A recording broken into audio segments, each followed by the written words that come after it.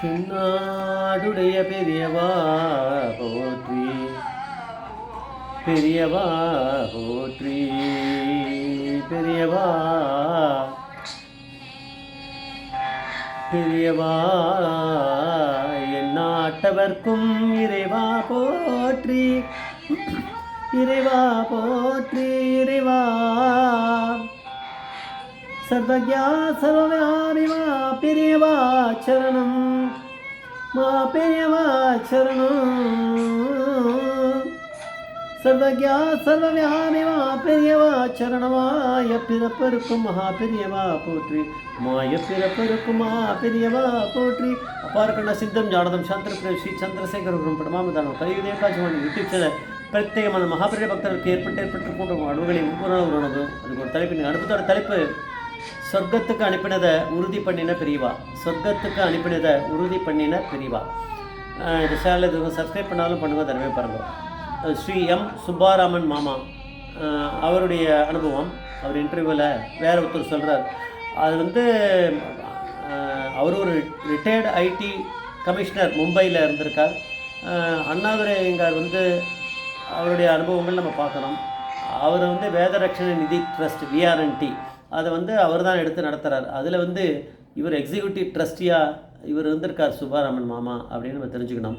ஒரு selfless tireless சர்வீஸ்லாம் பார்த்து ஸ்ரீமடம் இவருக்கு வேதரட்சண கைங்கரிய மணின்னு கூட பட்டம் கொடுத்துருக்கு அப்படிங்கிறார். அப்போ இவர் 1997 நடந்த இன்சிடெண்ட்டு. இவர் ஒய்ஃப் ரொம்ப உயிருக்கு போராடின்னு இருக்கா. மும்பையில் ஒரு ஹாஸ்பிட்டலில் இருக்கா. இது 27 மார்ச் 1997 உயிர் போயிடுத்து. ஆனால் 24ஆம் தேதி ஒரு 3 நாள் முன்னாடி 24 மார்ச் 1997 மகாபெரிவா சூக்ஷ்ம ரூபத்தில் இருக்கார். பெரியவா பரமேஸ்வரனா அவர் சுப்பாராமன் ஒரு கனவில் வந்திருக்கார். அந்த கனவில் பெரியவா இருக்கா, சுப்பாராமன் மாமாவும் இருக்கார். அவர் சொல்கிறார், பெரியவா சொல்கிறார், நான் உன் பொண்டாட்டி சொர்க்கம் போகிறதுக்காக ஒரு ஹோமம் பண்ண போகிறேன் அப்படின்னு சொல்லிட்டு சொல்கிறார். சொன்ன உடனே அந்த சினிமாலாம் வர மாதிரி அந்த சீன் டப்புன்னு அந்த சீன் வீட்டில் இருக்க சீன்லேருந்து மாறி ஹாஸ்பிட்டலுக்கு போயிடுத்து. ஹாஸ்பிட்டல்லேருந்து பொண்டாட்டி அந்த இதில் இருக்கா, வார்டில் இருக்கா, டெத் பெட்டில் படுத்துட்டு இருக்கா அந்த இதில். அப்போ பெரியவா அந்த இடத்துல உட்காந்துட்டு செங்கல்லாம் அதெல்லாம் வச்சுருக்கு. அப்புறம் இது வெரைட்டி அதை எடுத்து மேலே வச்சு அதை கற்பூரத்தை மேலே ஏற்றி அது வளர்க்குறார், தீயை வளர்க்குறார். இவர் மனசில் நினச்சிக்கிறார், நம்ம சுப்பாராமன் மாமா சன்னியாச தர்மப்படி வாழ்லாம், சன்னியாசிகள் யாருமே ஹோமத்தை வளர்க்க மாட்டாளே, அது தரிசனம் தான் பண்ணுவா, எப்படி இவ தீயை மூட்டுறார் அப்படின்னு மனசில் நினைக்கும் போது பெரியவாடி திரும்பி சொல்கிறாராம், உடம்பு தான் போயிருக்கு, ஆனால் ஆத்மாவுக்கு உயிர் போகலை அப்படின்னு பெரியவா சொன்னாலாம். அதுக்கப்புறம் கடா போயிடுத்து. அப்போ பெரியவா என்ன சொல்ல வரான்னா, ஆத்மாவுக்கு உயிர் போகலை, அழியலை, ஆத்மா இருக்குது, எங்கே போயிருக்குன்றதை நான் சொல்கிறேன் அப்படின்னு பெரியவா சொல்கிற மாதிரி அர்த்தம். புரியல. இவர் குழந்தைகள் இல்லை, அதனால் இது ஒரு 3 நாள் முன்னாடி இவருக்கு கனா வந்துருத்த. பெரியவா சொன்னது லேட்டாக புரிஞ்சா கூட 24 கனா வந்திருக்குன்னா 27 மார்ச் பொண்டாட்டி காலமாயிட்டா, குழந்தைகள் எதுவும் இல்லையா அவருக்கு சுப்பாராம மாமாவுக்கு. அதனால் காரியங்கள் எல்லாம் இவர் தான் பண்ணியிருக்கார். அதெல்லாம் முடிஞ்செடுத்து அதுக்கப்புறமா இவர் ஒரு வாட்டி இவருடைய அத்தையை பார்க்க போயிருக்கார். இவர் பொண்டாட்டி 2 பேரும் கிளம்பி, இவர் அத்தைக்கு 94 வயசு அவள் ஸ்ரீரங்கத்தில் இருக்காளாம். அவளை பார்க்க போயிருக்கா. அவள் ஒரு இன்சிடெண்ட் சொல்லியிருக்கா. அது அங்கே போனவனே தான் இவளுக்கு தெரிஞ்சுது. அது என்றைக்குன்னா அவள் அத்தை 94 வயசில் எங்கேருந்து கிளம்பி இந்த இவருக்கு சுப்பாராமனுடைய பொண்டாட்டி காலமாயிட்டான்றதுக்கு வர முடியுமா? சுப்பாராமனும் பொண்டாட்டின்னு சொன்ன தப்பு, அதை மன்னிச்சுங்க.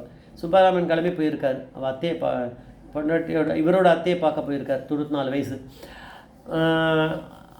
அவருக்கு கரெக்டாக அந்த அத்தைக்கு இவள் என்னைக்கு காலமாறாளோ சுப்பாராம மாமாவோட பொண்டாட்டி அன்றைக்கி கனா வந்திருக்கு. அந்த கனாவில் சுப்பாராமன் மாமாவோட ஒய்ஃப் மட்டும் இந்த இவரோட அத்தை வீட்டுக்கு போயிருக்கா. போன உடனே அவள் கேட்டா உன்னோட ஆத்துக்காரர் ஏன் கூட வரல அப்படின்னு கேட்டாலாம் அத்தை. நீ மட்டும் தனியாக வந்திருக்கியே அப்படின்னு கேட்டாலாம்.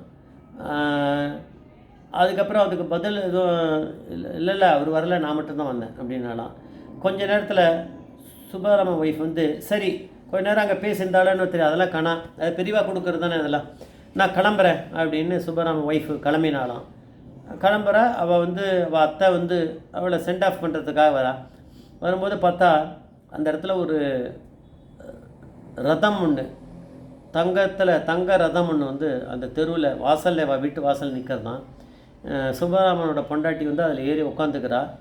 ரதம் அப்படியே கிளம்பி மேலே அப்படி போகிற மாதிரி டேக் ஆஃப் ஆகுது. அதோட கணாப்பு எடுத்து இதை இவர் அங்கே போனபோது அதை சொல்லியிருக்கா.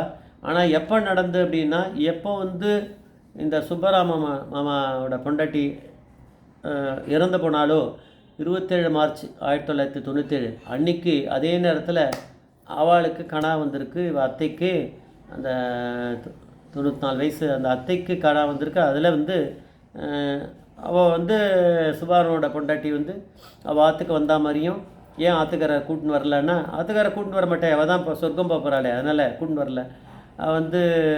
அதுக்கு பதில் சொல்லலை. நான் மட்டும் தனியாக தான் வரேன், தனியாக போய்ப்பேன் அப்படின்னாலாம். தனியாக எங்கே போய்ப்பா, அதான் பெரியவா கூப்பிட்ருக்கா, சொர்க்கத்துக்கு போகிறா. அதனால தான் நான் தலைப்பாக கொடுத்துருக்கேன். சொர்க்கத்துக்கு அனுப்பினதை உறுதி பண்ணின பெரியவா. ஏன்னா இவருக்கு முதல்ல கொஞ்சம் டவுட் இருக்கும், இப்போ உறுதி பண்ணிட்டார். செகண்டு கணா பெரியவா இன்ஸ்டால்மெண்ட்டில் எல்லாத்தையும் கொடுத்து சரி பண்ணிடுறாரு கணாலேயே. அப்புறம் வெளியில் தங்க வரதும் இருக்குது. தங்கறதுல சுப்பராமனுடைய பொண்டாட்டி போய் ஏறி உட்காந்துக்கிறா. அந்த தங்கரகம் அப்படியே கிளம்பி மேலே ஆகாசத்துக்கு போகிறது அப்படின்னா பெரியவா எப்பேற்பட்ட பரமேஸ்வரனாக இருக்காருன்னு நம்ம தெரிஞ்சுக்கணும். ஜி சங்கர ஹரிசங்கர் மகாபிரிய பாதவேஸ்வரர் மகாபிரிய பாதேஸ்வரர்.